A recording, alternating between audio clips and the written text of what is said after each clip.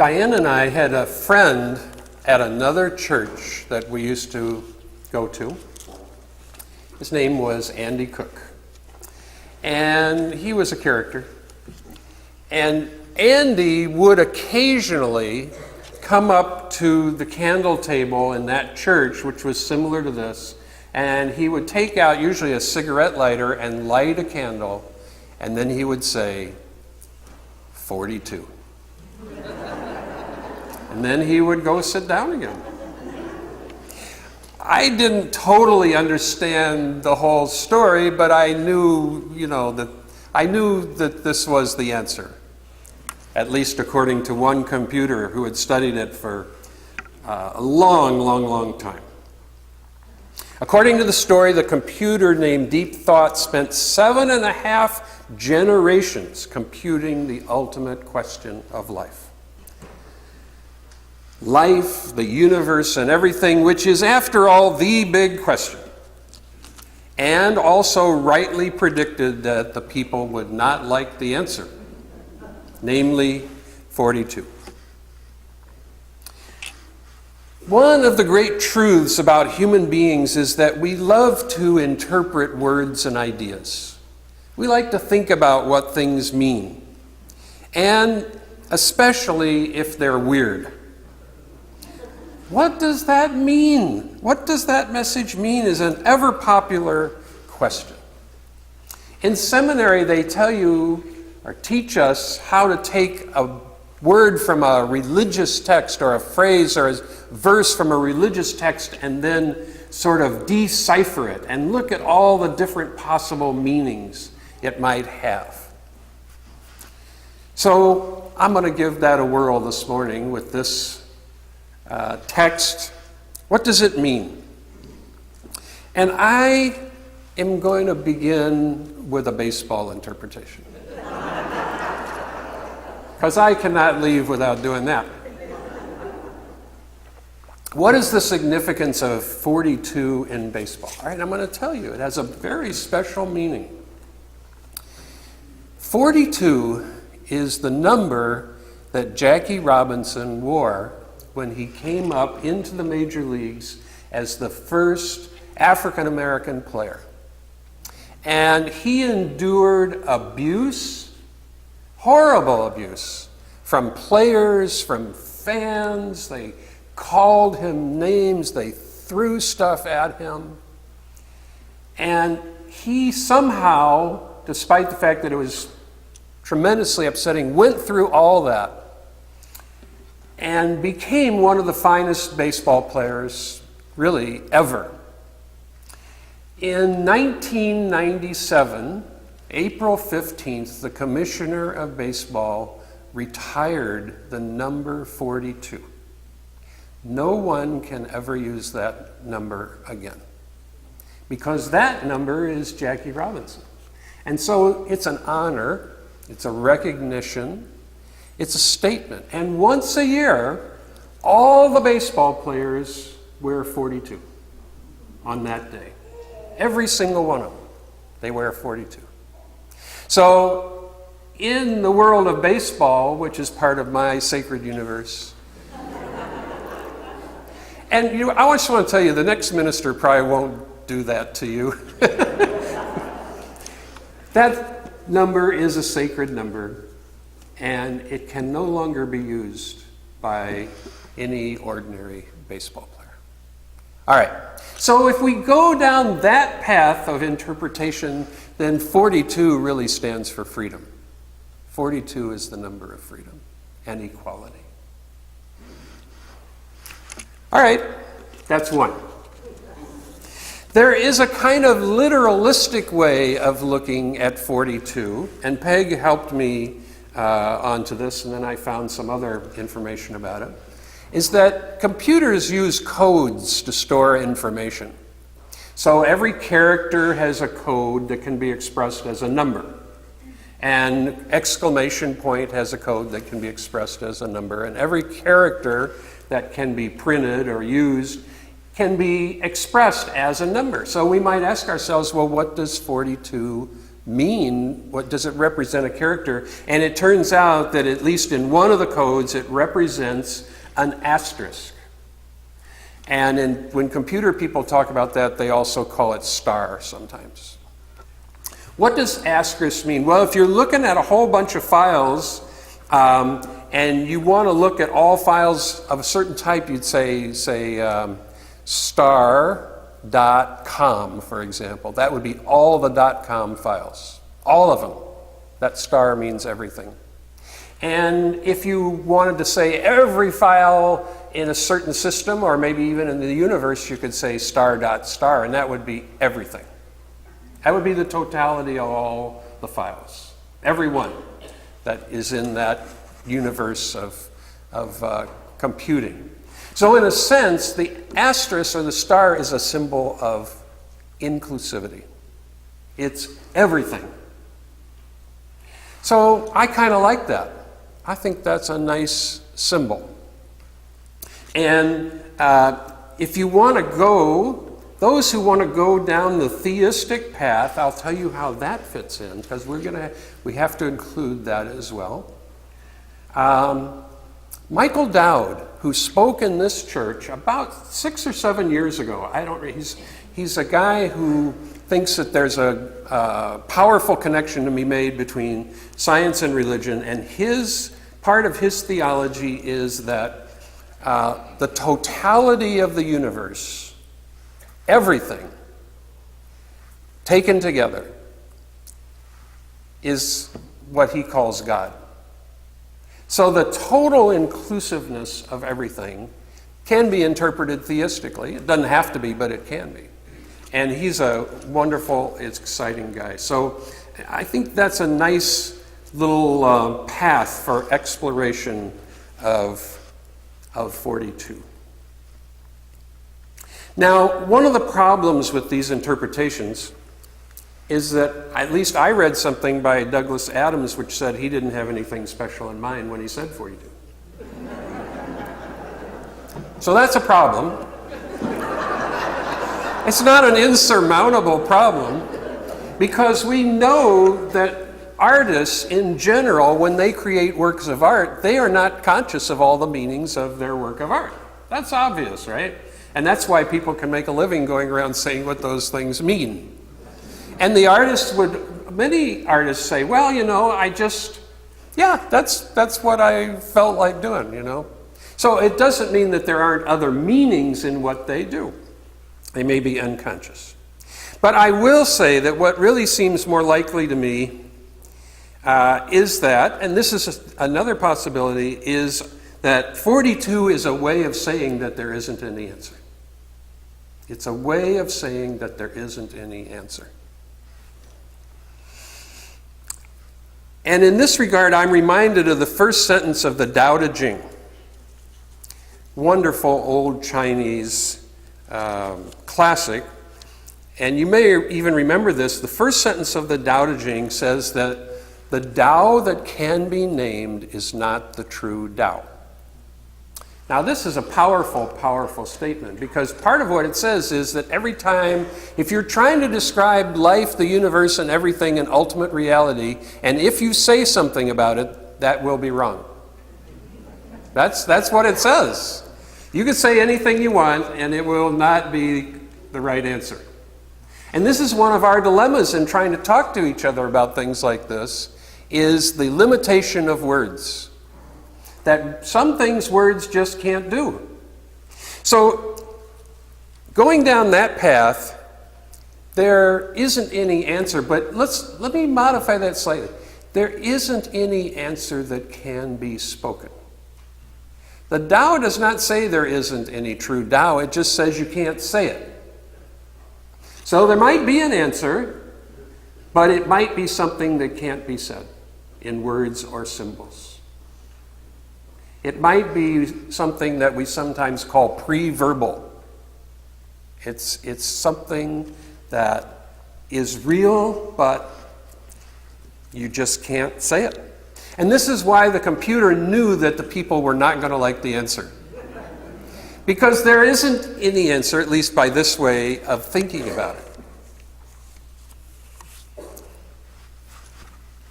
part of why that is true is because speech is about making distinctions.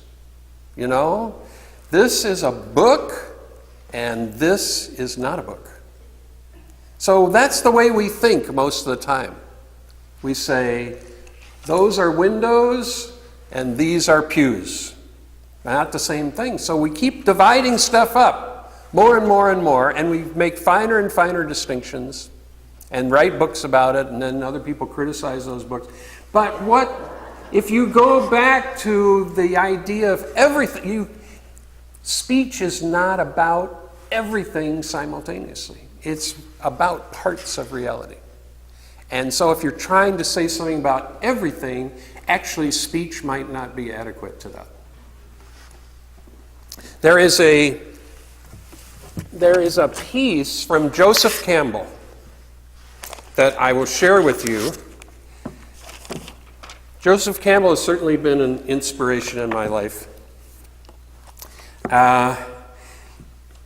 Joseph Campbell says this. He says, "People say that what we're all seeking is a meaning for life. I don't think that's what we're really seeking.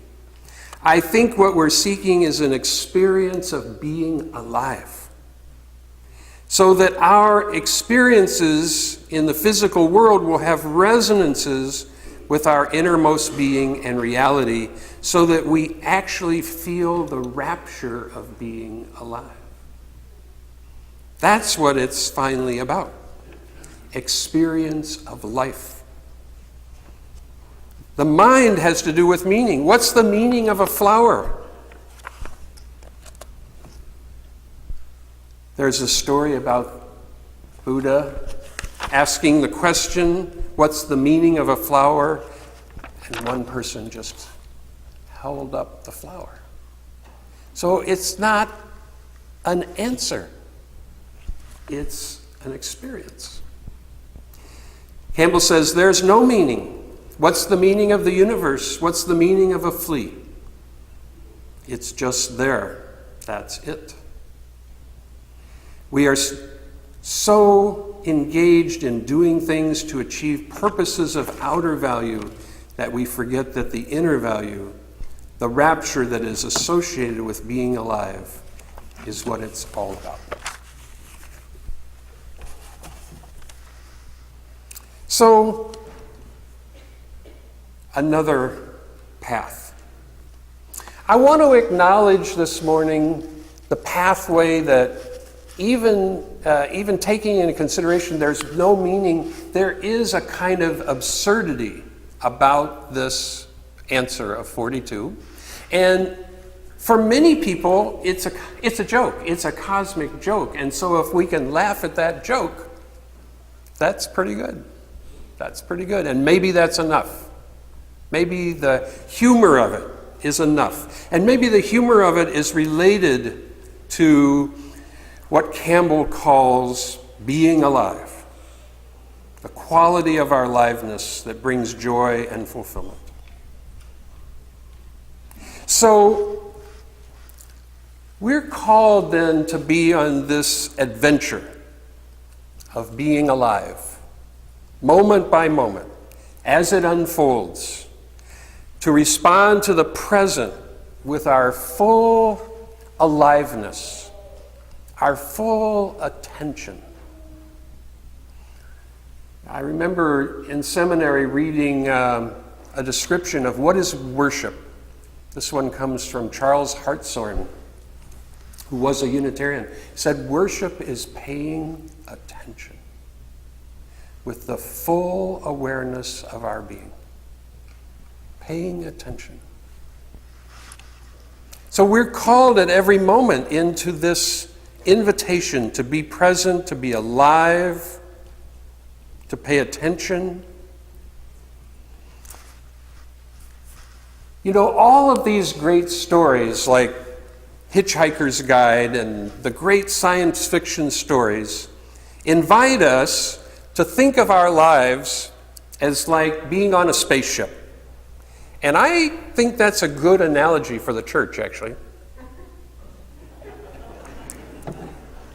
Some of you are interested in that. Yeah, think of the earth as a spaceship, this church. You could think of the earth too. We are on the adventure too. And every day there's a new something that happens, a new adventure. And one of the things that I learned from watching Star Trek in particular is that I would watch a certain series for a while and I would get very attached to that captain. You know, Captain Picard or whoever it might be. And I would think, boy, that is really that's the real captain. That's the right captain for that ship. And then what would happen is that series would go off and there would be a new series and there would be a different captain. And I would say, what? You can't have a different captain on the ship. It's Captain Picard. He's the guy.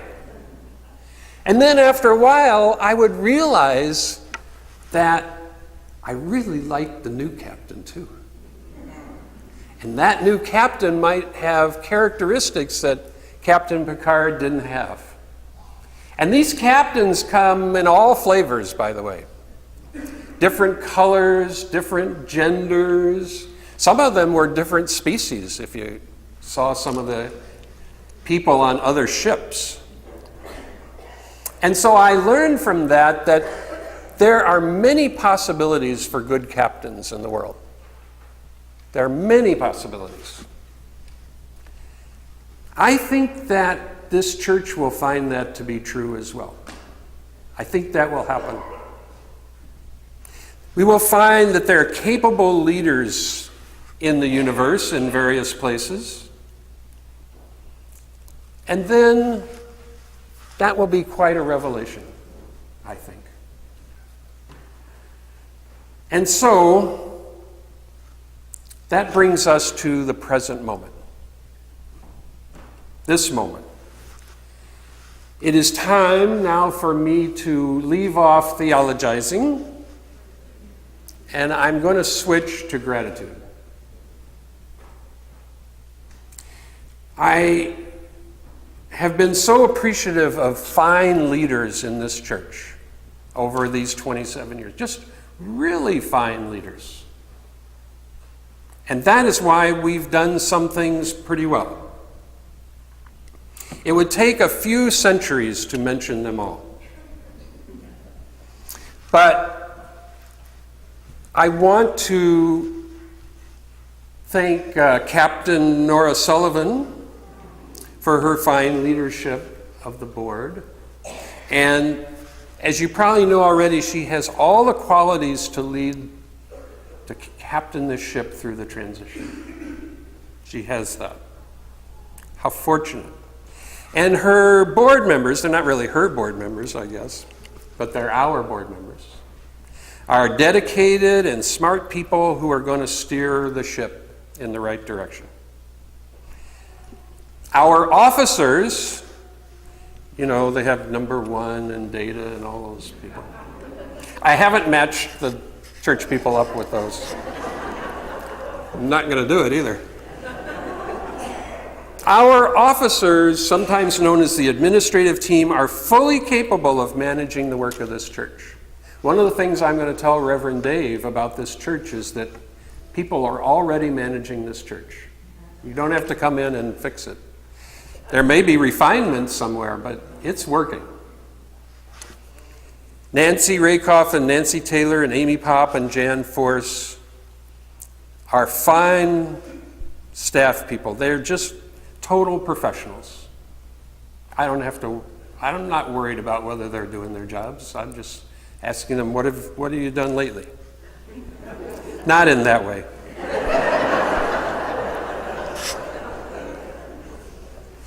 Do you see how everything that is said can be interpreted in various... Do you get that? This is the problem with language, folks.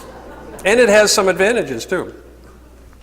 I want to thank the ministerial assistants, Rick Growie and Dave Wyman, who have really helped me do things that I could not have possibly have done without their help. There have been a few discipline problems with them. but nothing serious.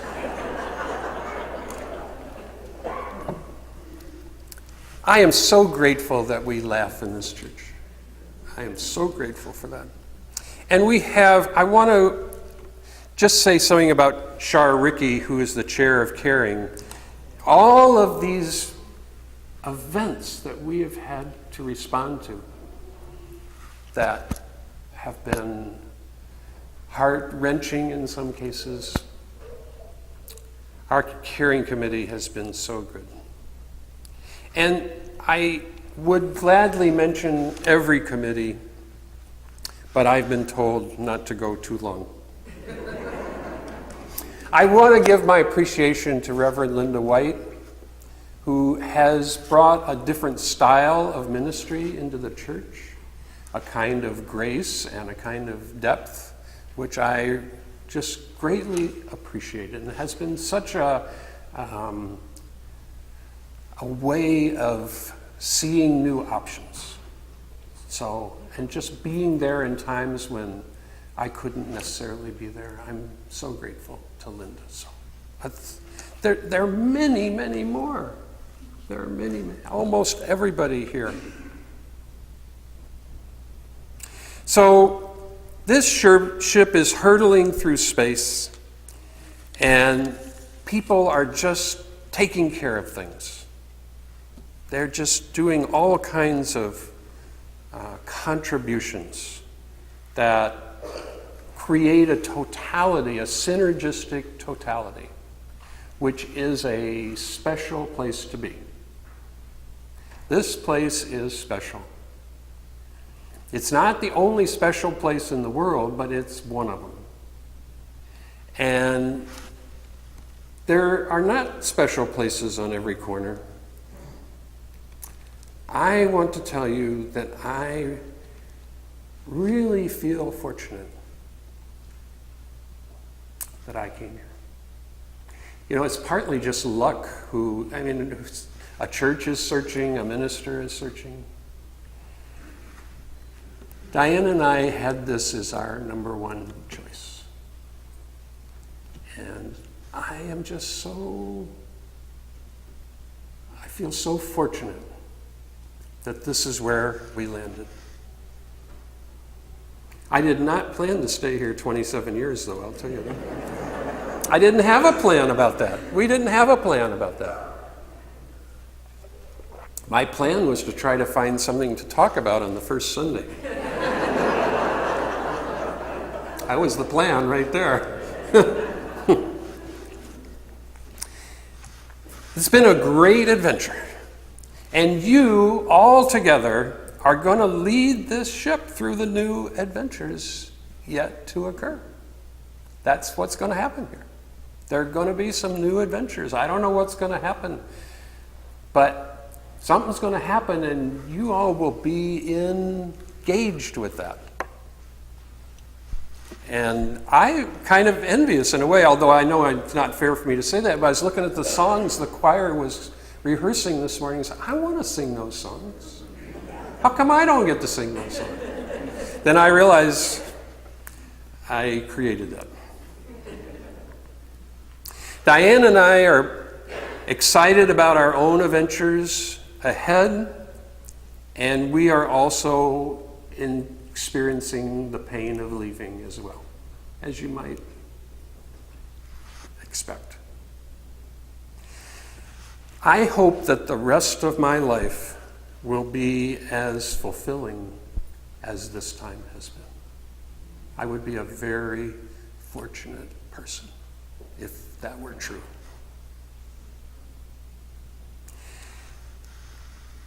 I want to remind you once more to be good to each other. To be good to each other. Hosea Ballou says, if we agree in love, no other disagreement can harm us. If we agree in love, no other disagreement can harm us. We can go through anything, really. If we care for each other and work together, it can be solved.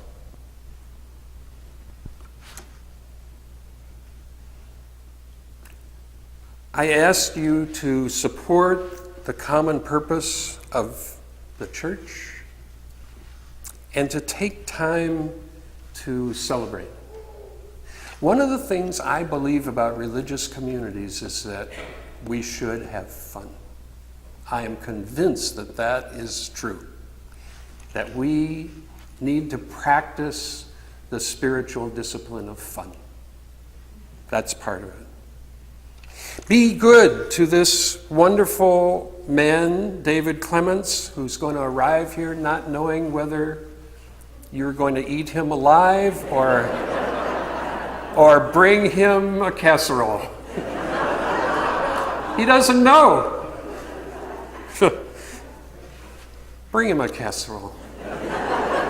He's going to be so happy and so encouraged, and then he will know who you are, and that will be the beginning.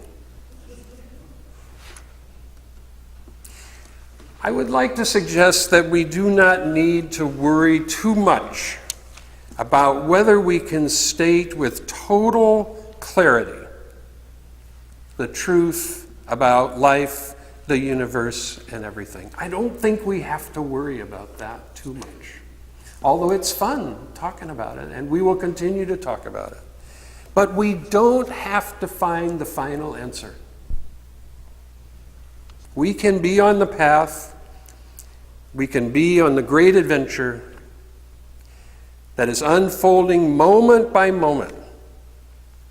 And as good, loving comrades, we will meet those challenges as they arise.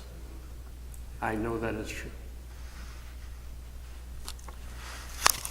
Thank you so much for these years. Thank you.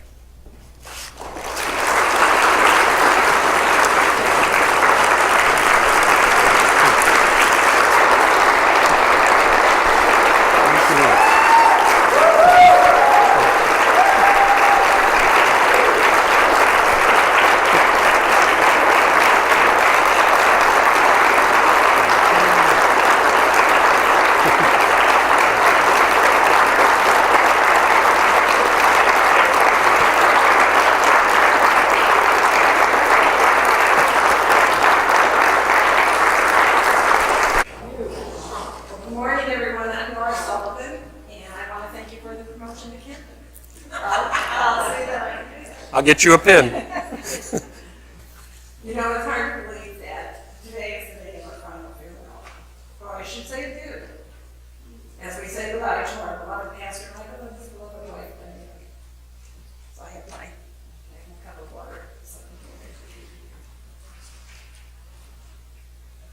We're saying adieu as we send them off to Santa Fe to a long, healthy, and fulfilling retirement, which means really just a change in your normal activities. Because I'm sure there won't be much retirement going on in Santa Fe.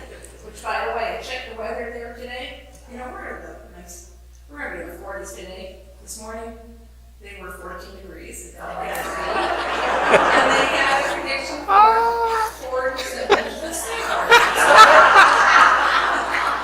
That's the cosmic joke right there. I'll tell you. So, anyway. So we have a few things we want to do here before we go into the fellowship hall. And first, I'd like to welcome Marcus Lubiana, who wants to say a few words. Well, Reverend Brown and Diane Brown, thanks to you and Linda and other encouragement, I have the honor of being representative for the Unitarian Universalist Association. And I would like to, on behalf of the association, thank you for your service to our tradition. It's a living tradition. And we welcome you into retirement. The UU Retired Ministers and Partners Association will be there for you to support you in this transition. And so you can continue to give to our tradition. I expect a book. All right. in the near future. So thank you for your service to our association, and we look forward to seeing you at the service of the living tradition so we can honor you that way. Thank you, Marcus.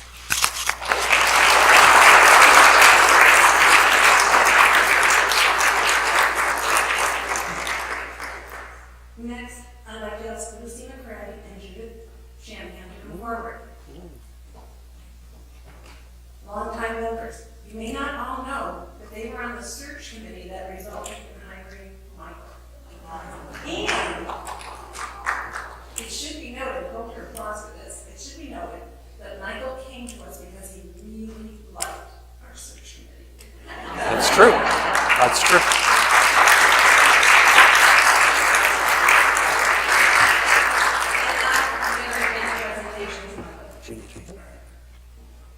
I'm here.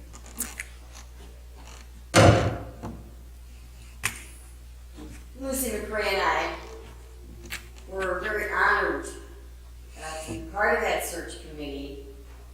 And I had a crazy vision in my head this morning thinking about all this. And if you could picture Lucy and Ethel and the conveyor belt, and all these ministers were going by, and all of a sudden Michael Brown showed up, and we all agreed this had to be the right one to take off the conveyor belt. And talking about retiring a jersey number, you know, the name Michael Brown is not that unusual. It's like John Smith or Mike Miller, you know, it's kind of a nice, but, well, we need to put forth something that says that in the future, no man that shows up to be a minister here can have the name Michael Brown. So Thank you. and I'll read to you from everyone. Minister Emeritus conferred upon Reverend Michael Brown for decades of unsurpassed service to the Universalist Unitarian Church of Peoria, December 30th, 2018.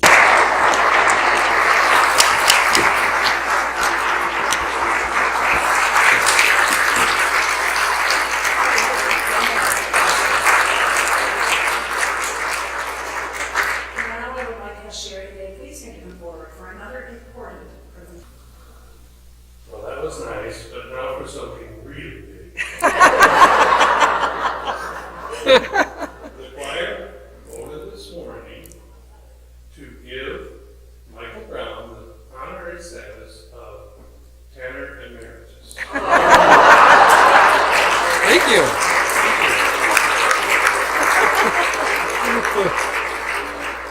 And I think you'll like this, to retire his folder number 29. That's great. The folder will remain in the rack with all the other folders with tenor emeritus on it, and just one piece of music, which is Dixie.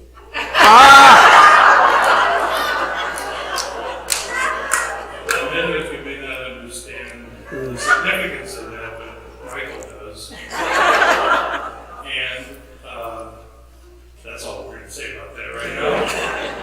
But I will read from this certificate about tenor emeritus. Honorary status is given by the choir to Reverend Michael Brown for his years of singing with and support of the Universalist Unitarian Church of Peoria.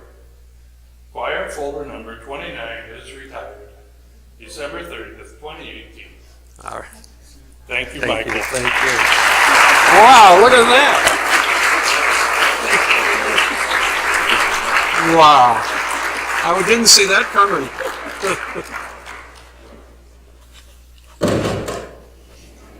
Okay, and now I would like to ask our dear Kat Harris to come forward, and she wants to say a few words. And her daughters.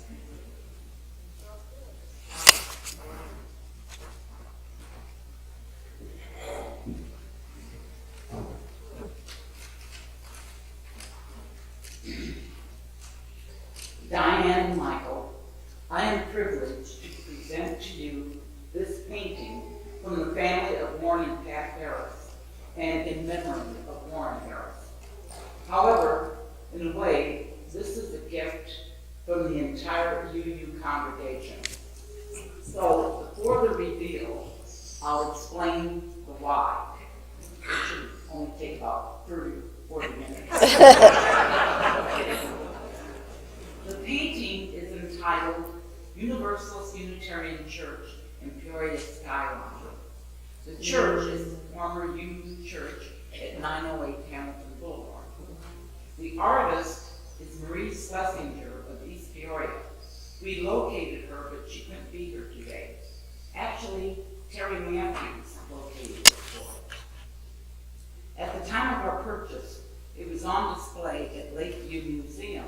and Marie was planning to enter it into an art contest. She told us she had photographed the church early on November evening from the skywalk over Hamilton Boulevard. Then in May of 2010, she did the painting for the contest, referencing photograph.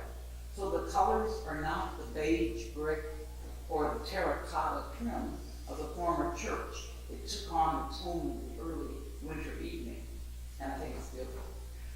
By the way, it won third prize in the art contest, but I don't know how many entries there were. But I'm sure there were Thousands, probably. Sometime after that, Warren and I promised Sherry and Dave Wiesner we would tell our daughters we wish to leave the painting to the church in our will. Well, this past year, I decided, why bother going to the trouble of dying?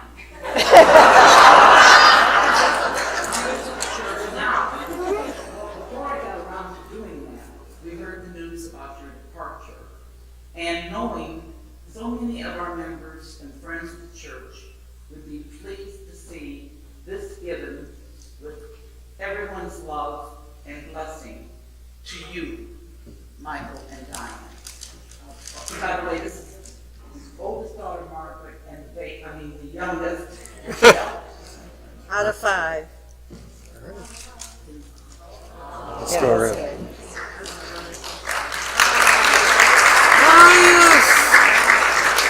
Beautiful.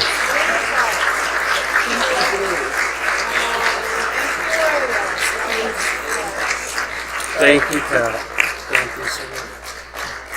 And now for our final presentation, I would like to ask Nancy Raycroft and Terry Malone to come forward.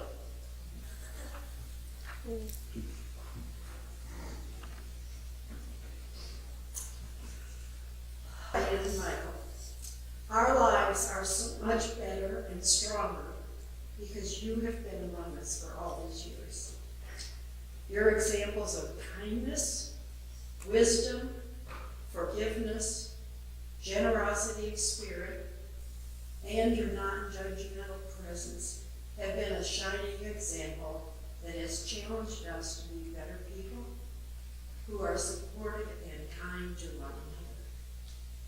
We are a strong, beloved community because of you. We thank you. And as one part of our appreciation, we want you to have this farewell gift that was given by the people of our church, all of you, with their loving wishes for your joyful and fulfilling retirement. And in this envelope, I hope you don't mind if I mention the amount, because everybody knows it. Take it to the mic, please. Okay, thank you, Maureen. The check is for $10,907.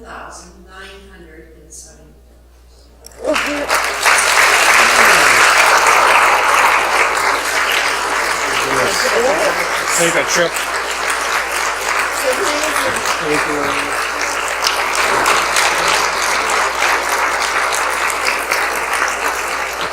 Want to come up to the microphone? We're speechless. Yeah, you expect us to talk? This is amazing. You're all amazing. You're all wonderful, beautiful people who make this wonderful, beautiful community.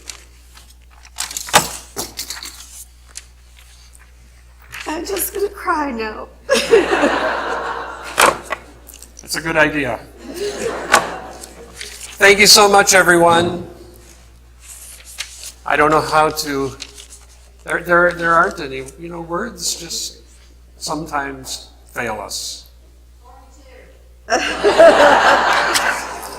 Thank you very much. Those are the closing words. Would you join me in a song?